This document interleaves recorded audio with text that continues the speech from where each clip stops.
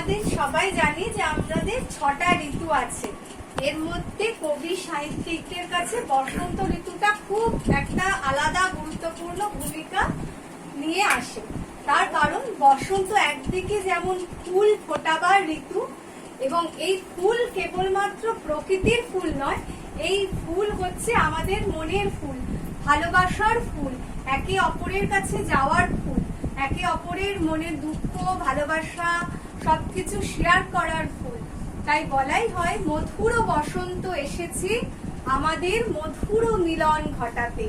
আর ঠিক কি মজার ব্যাপার, আমরা কিন্তু আজকে যে যেখানেই থাকি না কেন এই বসন্ত উৎসবকে কেন্দ্র করে আবার আমরা মিলন ঘটাতে এক জায়গায় এসেছি। আমাদের সবার প্রাণে লেগেছে দোল। সেই দোলের মাতনে আজ আমরা একটু দুলবো, নাচবো, গাইবো, আনন্দ করব সবাই মিলে।